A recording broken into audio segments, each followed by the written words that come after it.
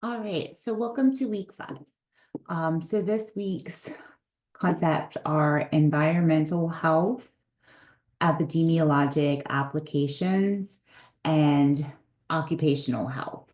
So I'm going to use the PowerPoint as a visual for you guys. So we'll start with chapter 8, which is environmental health. We know that a healthy environment is essential for optimal health and healthcare. And we as nurses can define the environment, includes our homes, our schools, our workplaces, churches, social organizations, as well as communities. And environmental health relates to the quality of the air, the land, the water, and other surroundings where we come into contact.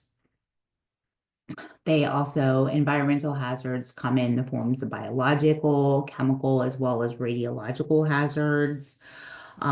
So as nurses, we identify environmental health risks. We participate in research. We use advocacy to improve environmental quality.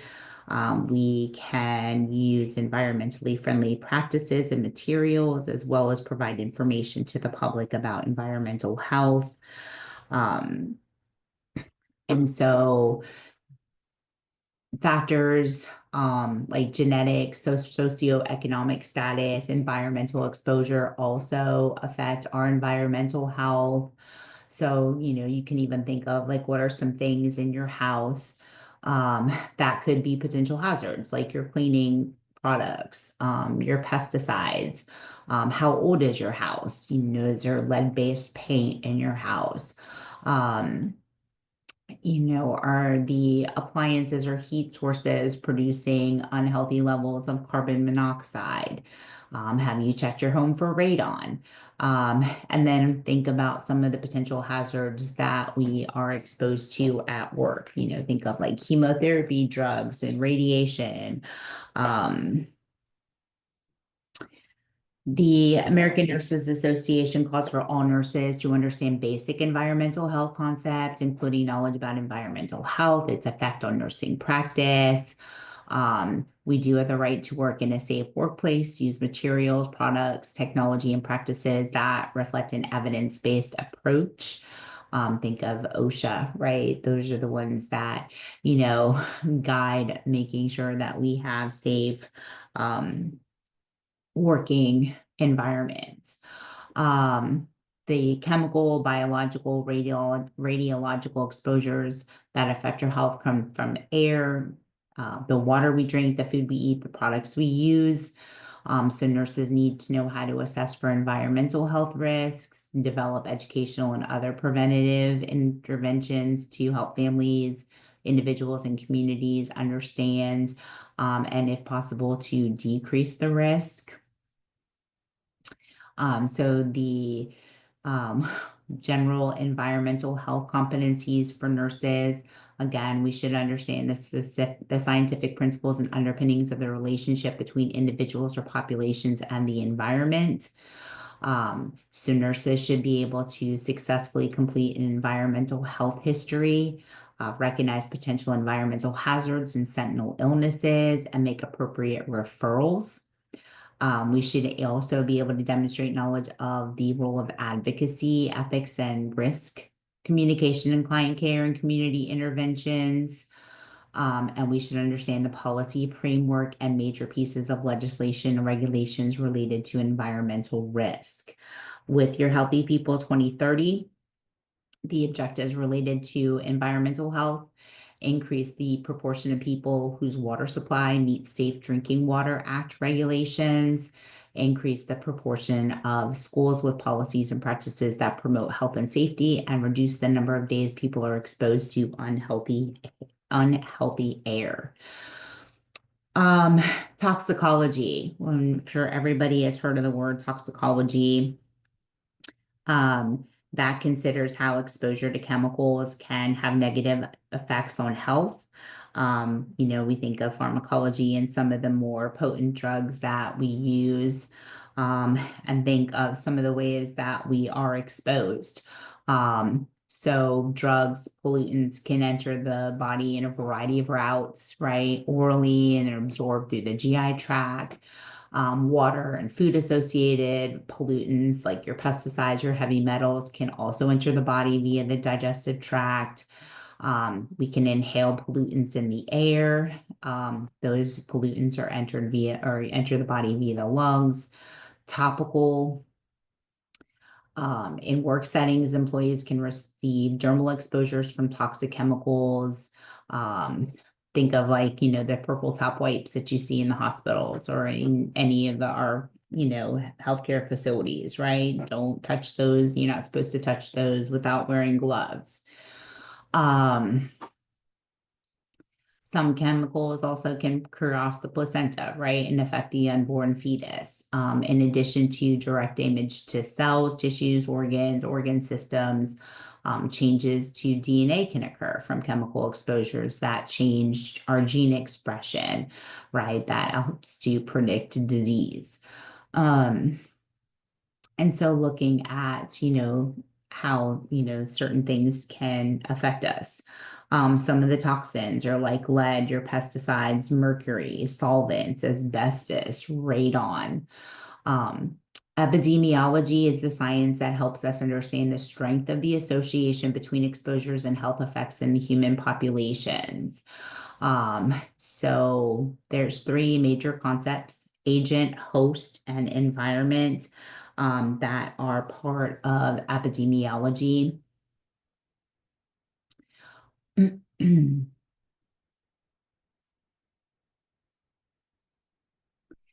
The agent, sorry, can include chemical mixtures.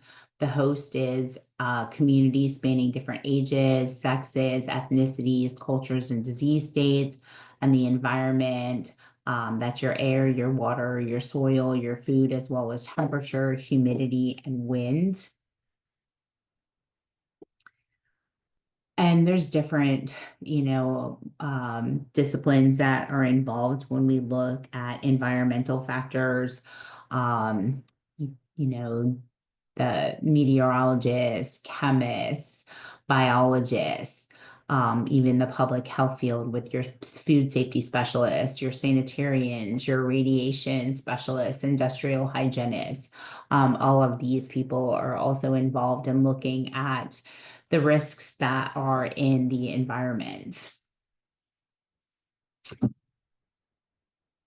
Climate change is another big thing. That's a result of the Earth's warming because of the blanketing effect occurring from gases that are primarily man-made. And that's your greenhouse gases, your greenhouse effect. Um, the increasing man-made gases are blanketing the Earth's atmosphere, are deterring the heat that is being created by the sun from being released, and that's your greenhouse effect. So basically, the Earth is slowly warming, which is causing our ice caps to melt, our seas to rise, our climate to change. Um, and so the climate changes lead to global warming. The greenhouse effect, is the rise in temperature that occurs when the Earth experiences certain gases in the atmosphere, like your water vapor, your carbon dioxide, nitrous oxide, methane, which trap the incoming solar radiation. So the goal is to reduce the amount of heat in the environment, because the high temperatures in the presence of sunlight and certain air pollutants can lead to the formation of ground level ozone, and that's associated with increased risk of premature mortality. Other things like, other effects within the weather, like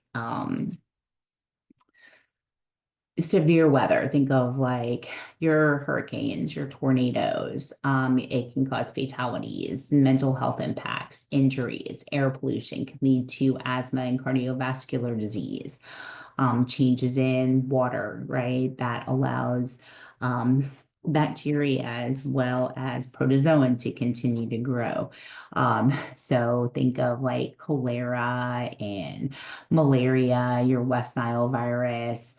If there's, a lot of contaminated water, and, even food supply impacts, it can cause, malnutrition and diarrheal diseases. There's also categories of roles for nurses: mitigation and response. Um, the mitigation, we're observing temperatures or CO2 levels, seawater levels. So working within the, community, the institutional, even the individual and government levels, looking to, ensure energy conserving policies and practices, rational transportation practices, changes in our consumption.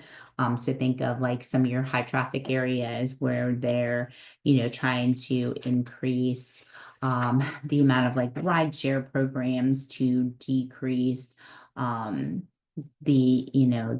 emissions within the air from cars.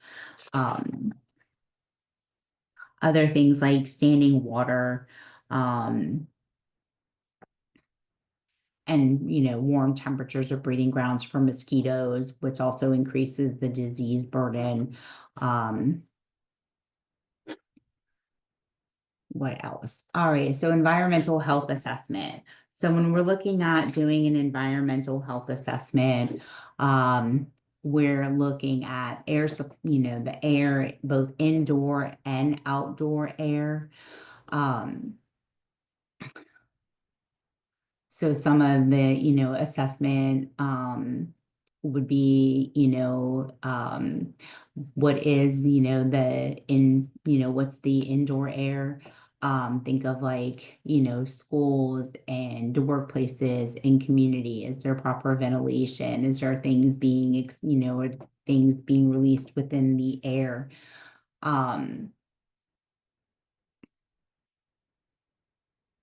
The I prepare exposures can occur in any setting where people spend time. So the I prepare mnemonic can be used when assessing an individual, a family, or a community. Um, and it also is a method of determining current and past environmental hazards. So I is for investigate any potential exposures. P is for present work. Are they using personal protective equipment? Where's the safety data sheets? What hazardous materials may be brought home, like on your clothing, on your shoes. R is for residents, the age of their home, their heating systems, any recent remodeling, chemical storage, water supply. E is for environmental concerns. That's your air, the water, soil, industries in the neighborhood, waste site or landfill nearby. P is for past work, exposures, farm work, military, volunteer, seasonal, how long did they work there? A is for activities, hobbies, activities, gardening, fishing, hunting, soldering, melting, burning, pesticide exposures. R is for referrals and resources. Um, and the Environmental Protection Agency, Agency for Toxic Substances and Disease, your OSHA, your health departments, and other environmental agencies, poison control, and then educate is to, look as guided towards risk reduction, prevention, and follow-up. Some of the things like if the community is urban, what's the age and the condition of the housing, any potential trash problems, associated pest problems. You can look at that just by driving around the neighborhood. When think of like proximity to factories, dump sites, major transportation routes, other source of pollutions. Aaron Brockovich was a movie. I can't remember the whole movie, right? About the um, water being contaminated and the associated health risks. And unfortunately, that is something that has happened, and it's happened numerous times within the United States. Even think about, Chernobyl and the radiation exposure. to, the surrounding areas. And they're still dealing with that.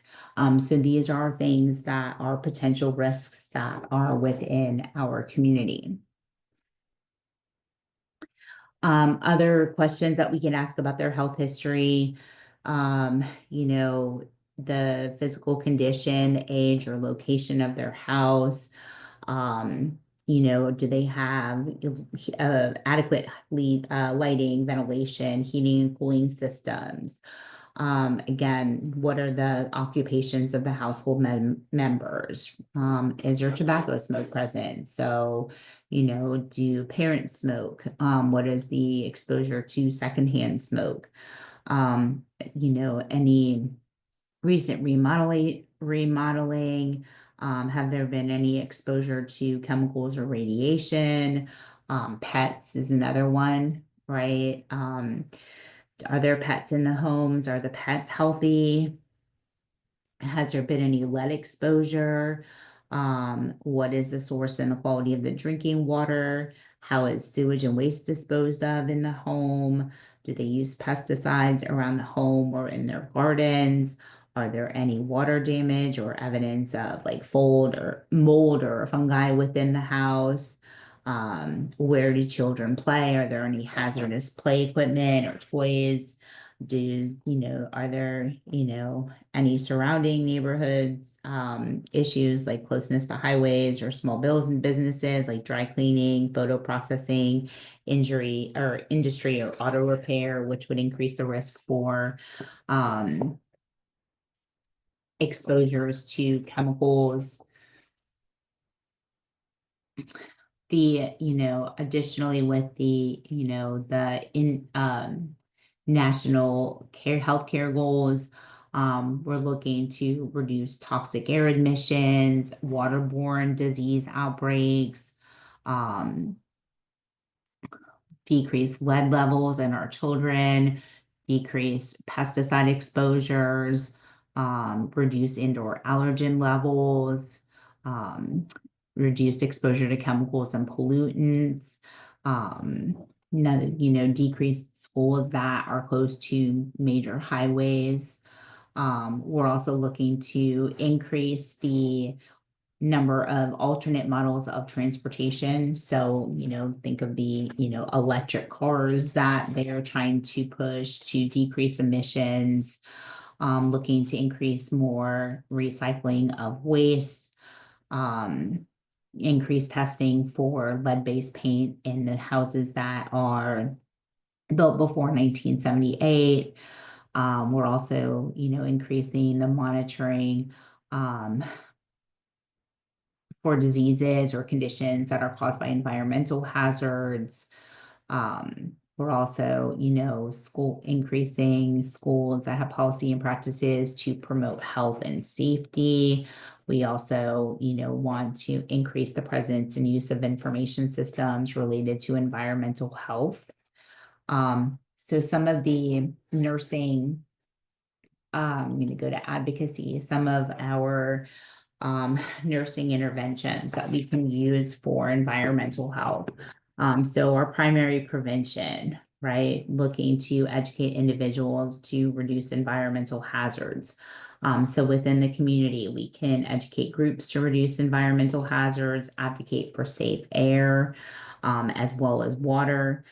Support programs for waste reduction and recycling, advocate for waste reduction and effective waste management, right? So those are some good primary prevention measures, some secondary prevention measures, a survey for health conditions that can be related to environmental and occupational exposures, making sure that we get environmental health histories of individuals, monitor workers for levels of chemical exposures at job sites, screen children for blood lead levels. Within the community, we can survey for health conditions that can be related to environmental and occupational exposures, assess neighborhoods, schools, work sites in the community for environmental hazards.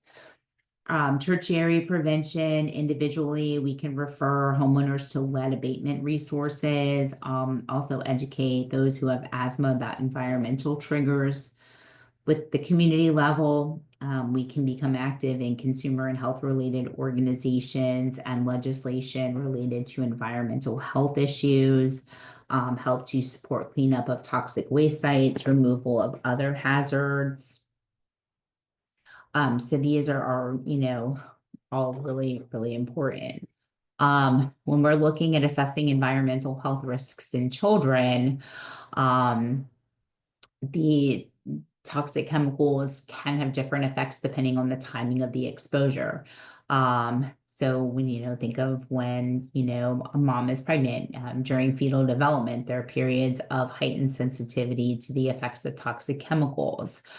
So even small exposures can, permanently affect normal development during those more, sensitive times. The children are also at risk for environmental hazards because of poverty, lack of access to healthcare, dangerous environmental situations where they live. They are also at risk because of their size and the immaturity of the body system, especially that respiratory system, right? Other things, other health conditions that are associated with environmental factors in kids, that's your autism spectrum disorder, your cancers, your respiratory diseases, including asthma. Think about obesity as well. So these are some of the risks that we're looking at. For workplace exposures, there's a list of precautions for avoiding or minimizing employee exposures to potentially hazardous chemicals. The 3 R's for reducing environmental pollution, reduce. So reducing consumption, reduces waste and unnecessary packing and non-essentials. Reuse, choosing reusable rather than disposable products creates less waste.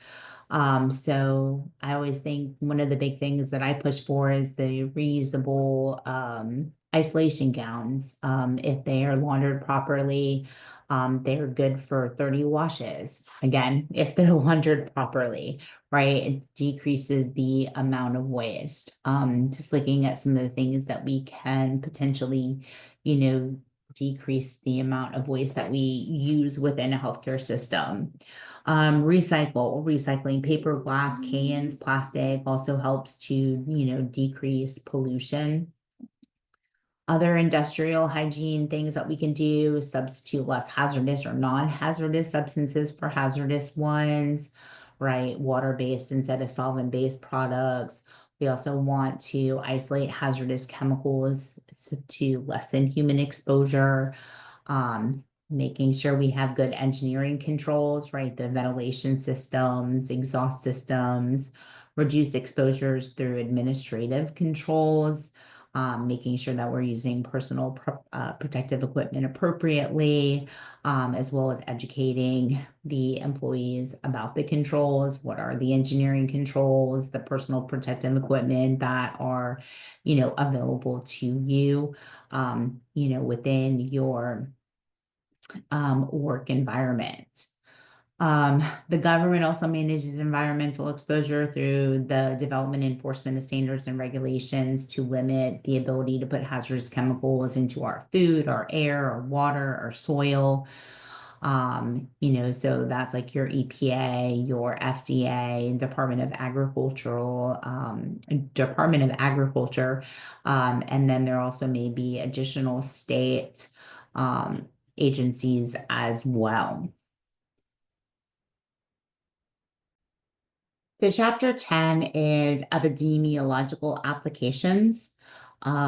So epidemiology is has been defined as the study of the occurrence and distribution of health-related states once events in a specific population, including the study of the determinants influencing such states and the application of the knowledge to control problems.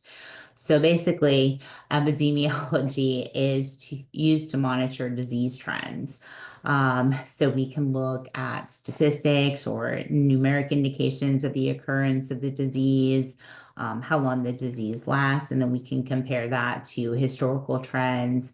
That all assists us in helping to, manage disease process or disease states.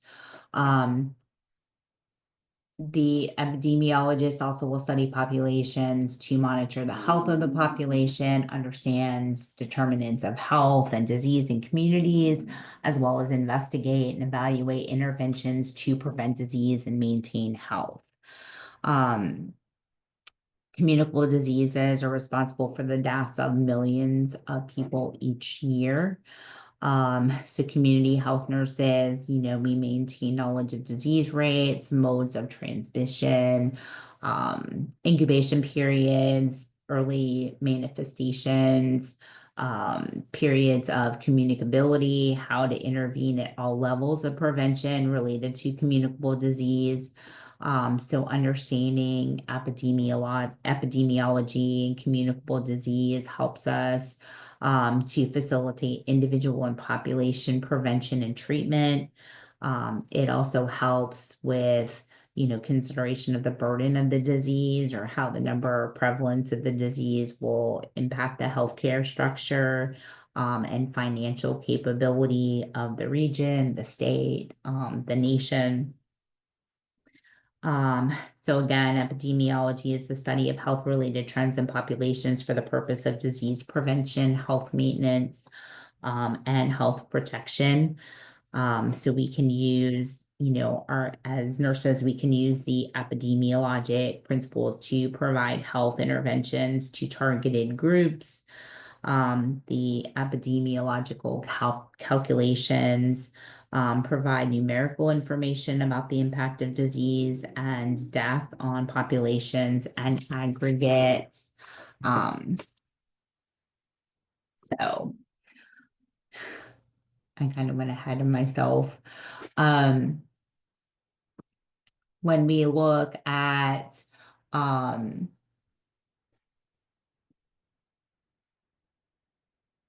when we look at the different definitions, we talked about epidemiology.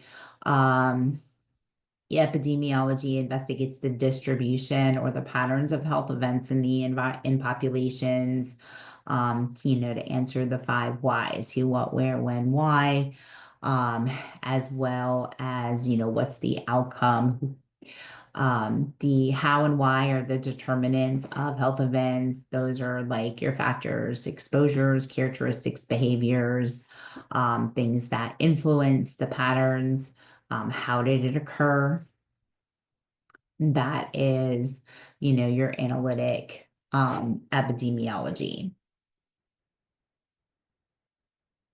So again, talked about the purpose already of epidemiology, right? Monitor the health of the population, understand the determinants of health and disease within the community, as well as to investigate and evaluate interventions to prevent disease, as well as to maintain health. The process of epidemiology is a systemic method. It targets a specific health need with the goal of improving health.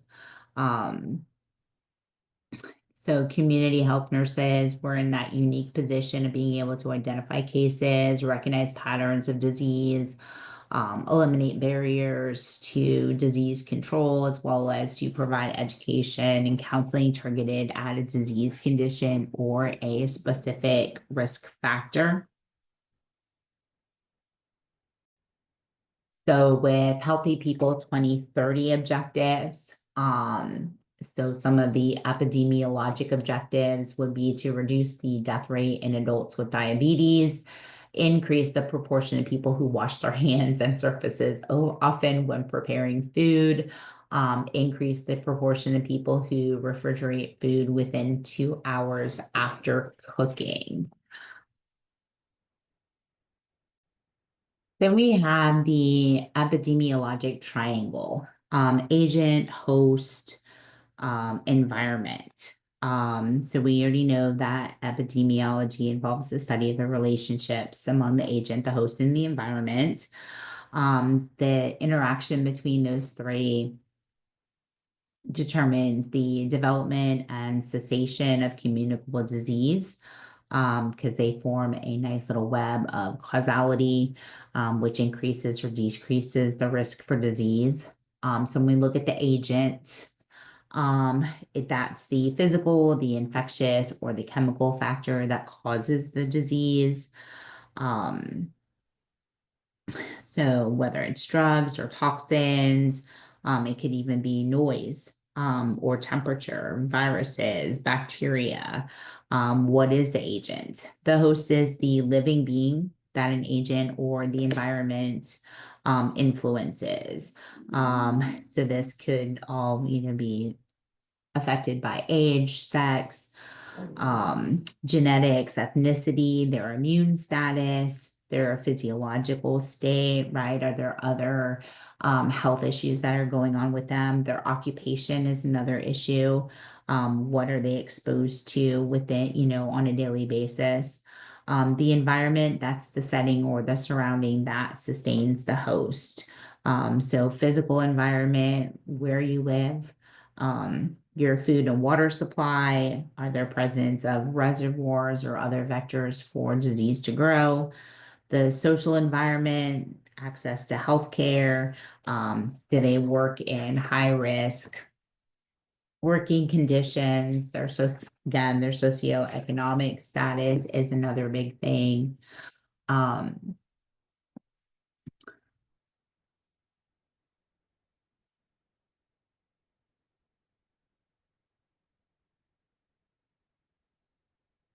So looking at, the levels of prevention within, again, from an epidemiological view. So primary prevention, again, refers to interventions to promote health and prevent the occurrence of disease, injury, or disability.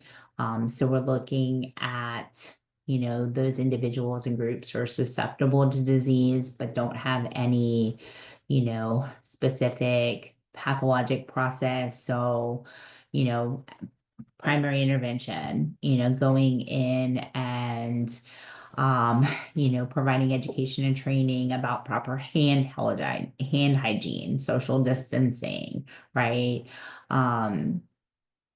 Especially I always think of COVID when I think of that, like what are some things that we could do to reduce the risk? Immunizations are also another example of primary prevention. I'm trying to think, secondary prevention or interventions to increase the probability that a person with the disease will have that condition diagnosed early enough, so that we can establish a cure. So health screenings are at the core of secondary prevention. So, your mammograms, your pap smears, colonoscopies, prenatal screening, I'm trying to think, preventing asthma attack, avoiding triggers for asthma. Your tertiary prevention are aimed at limiting disability and interventions that enhance rehabilitation from disease, injury, or disability, right? So these are usually done in rehab centers, but can also occur in the community as well. So other things that want to just go over real quick, and I did not. So we look at um, calculations, epidemiologic calculations. Um, Epidemiology relies on statistical evidence, helps us to determine the rate of the spread of disease, as well as the proportion of people that are affected by the disease. It also is used to evaluate effectiveness of disease prevention and health promotion activities. So when we look at incidence and prevalence rates, um, incidence and prevalence rates are used to measure the existence of a particular disease, and allows the nurse to compare the rates of the disease in one population to another. Um, your mortality rates, provide information about the cause of death. So, it could be just an overall death rate, or we can do specific death rates, what are the, how many people have died from, heart disease, or, we could look, overall, like how many people have died, this year. And then we can break it down into the specific, right? How many people died from heart disease or cancer or car accidents, whatever. So the mortality rate can be different depending on what we're looking at.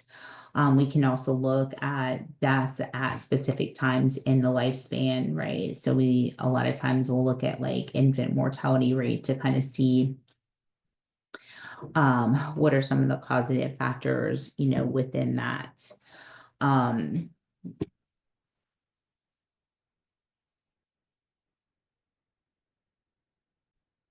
The attack rate is the number of people exposed to a specific agent who developed the disease.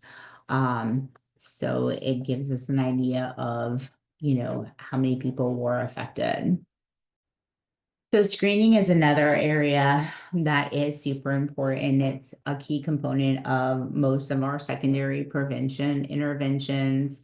So it's the testing of groups of individuals who are at risk for a specific condition but do not have symptoms.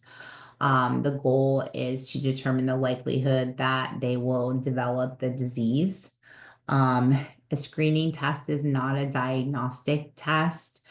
So effective screening, we refer for diagnostic evaluation if they have like a positive finding on a screen. And then that is when they will go get their diagnostic tests. So being, up to date on what the current screening, um, guidelines are, is super important. And there's lots of resources that are available for you to know what the screening methods should be. And a lot of this is going to depend on where you work and what you kind of decide to do. It's going to determine, where you live as well is going to help to determine what you would be screening for, depending on what is of it, what is out in those communities.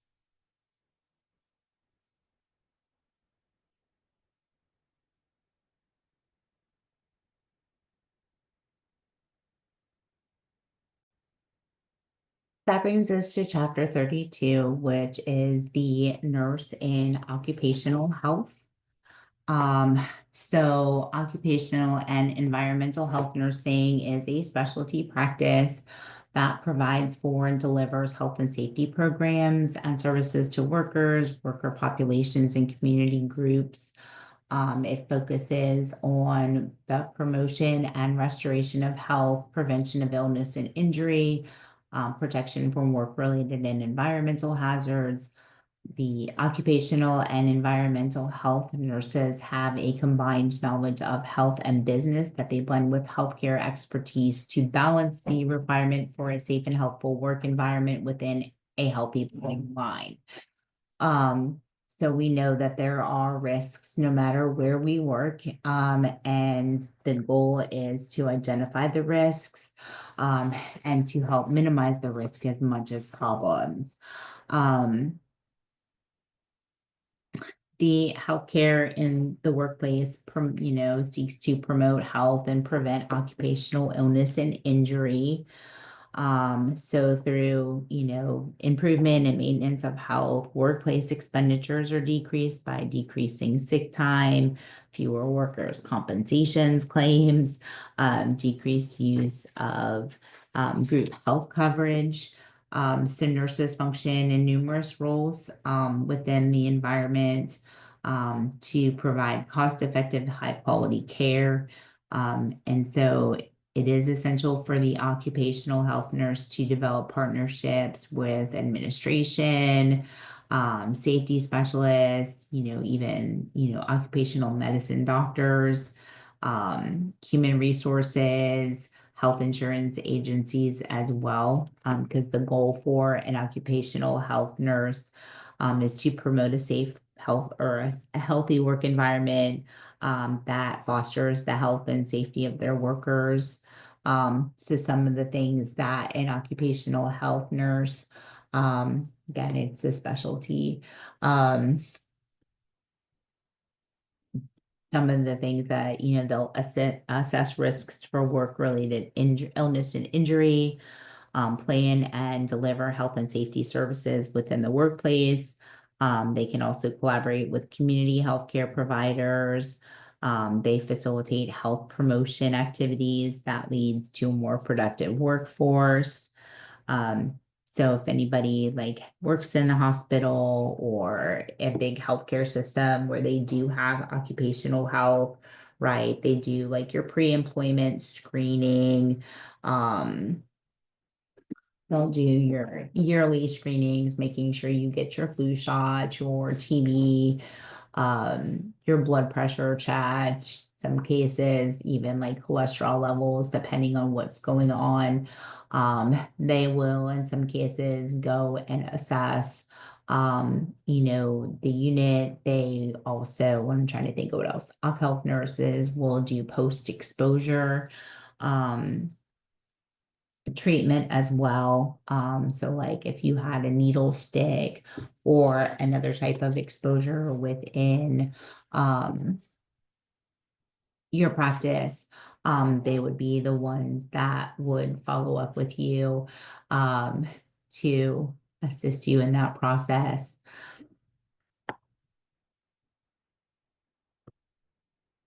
So we look at primary, secondary, and tertiary preventions for your occupational health nurse.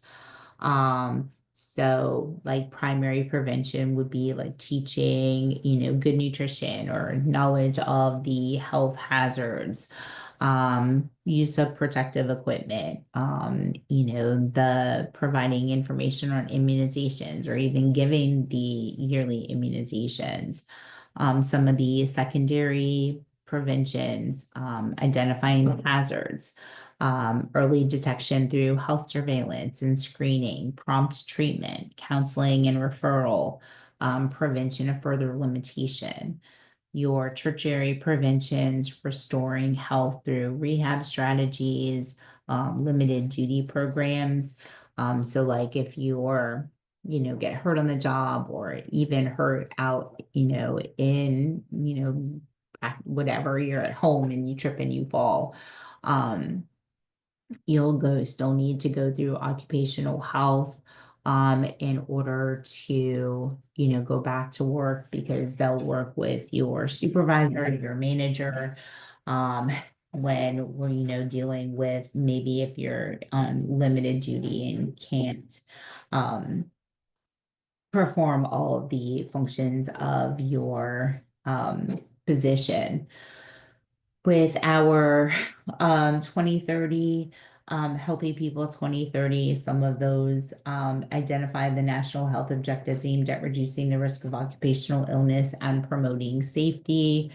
And health education and health protection strategies are proposed to address the needs of large population groups, such as the American workforce.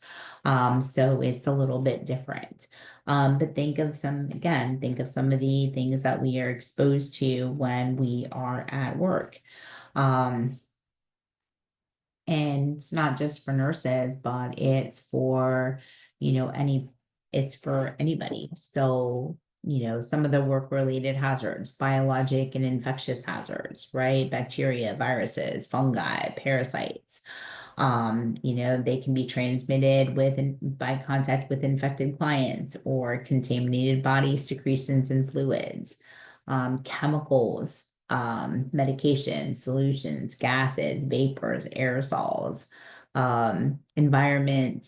environmental hazards, you know, unsafe equipment, slippery floors, workstation deficiencies, physical hazards, your radiation, electricity, extreme temperatures, noise, all can cause tissue trauma, your psychosocial hazards, stress, emotional strain, interprofessional problems.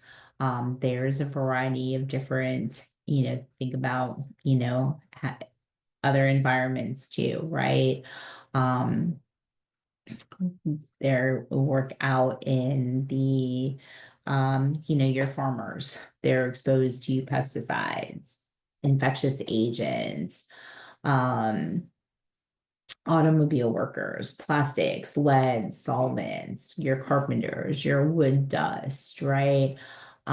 So most places, anywhere you work, you have the potential for exposures, to certain things and not, when we look at occupational health nurses, right? They're primarily within a controlled environment, right? They're in a hospital.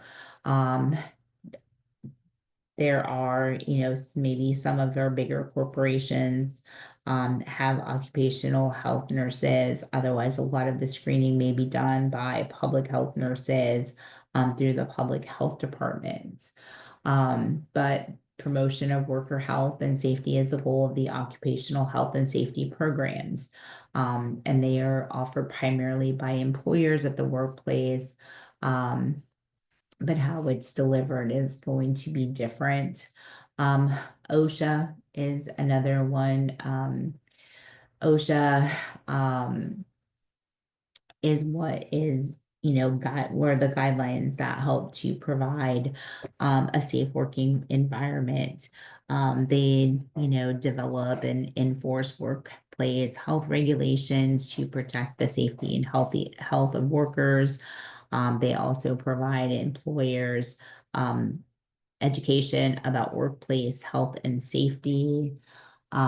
We also have NIOSH, which is the National Institute for Occupational Safety and Health. They're part of the CDC. They focus on identifying workplace hazards, as well as research for prevention of work-related injury and illness. Um, Trying to think. But there's a variety of, rules and regulations, depending on the structure of the occupational health program. Um, it depends, that's going to determine what their role is. Um, in some cases, they'll go and they'll actually do like work site walkthroughs or survey. They look at, the work processes, the materials that are being used, what the job requirements are, and they help to identify any actual or potential hazards. They also look at things like hygiene and waste disposal, housekeeping. They can do trends on the incidence of work-related illnesses and injuries.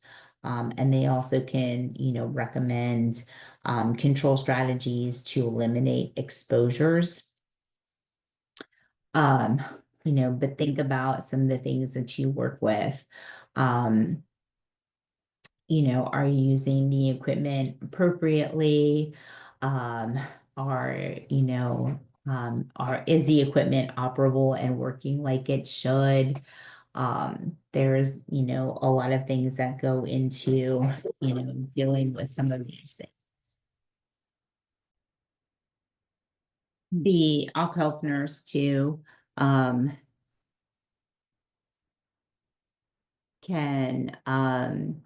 go in and provide, education about using personal protective equipment, provide health screenings, design risk management and emergency preparedness procedures. They can do workplace monitoring, job task analysis. So there's a variety of different things that we occupational health nurse can do. Um, the workers assessment, your occupational health history is super important. So including that occupational health history in our routine nursing assessments. So, nursing assessments is essential. That helps us to identify, um, any potential hazards that they are exposed to. Um, and also identifying workplace exposures as sources of health problems can influence their course of illness as well as their rehabilitation. So it is, again, you think of the community that you live in, and what your potential exposures are, is going to help guide, your assessment. If you live in, a city, versus the country, there's going to be different exposures and different things than, living out in a more rural environment. Um, that's why, when we're looking at doing our full assessment, we are including all of these things in our assessment so we can identify risks that are potential. Um,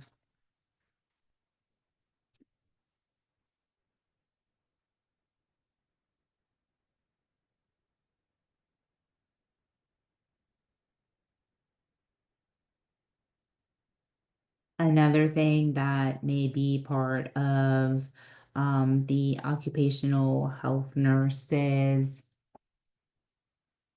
job would be disaster planning and um, management. So in occupational health, the goals of a disaster plan are to prevent or minimize injuries and deaths of workers and residents, minimize property damage, provide effective triage, facilitate necessary activities.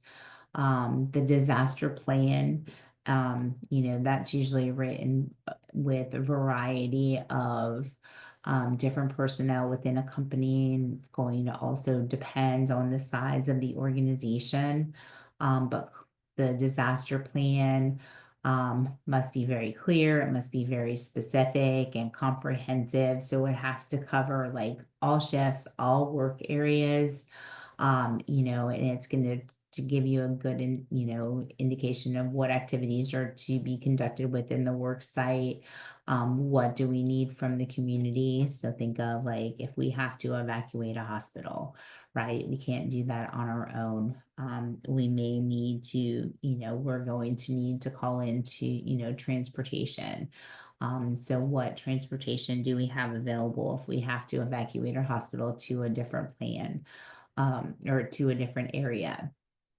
And so I think one of the coolest things that I got to do when I was in my bachelor's program, they had just built a hospital.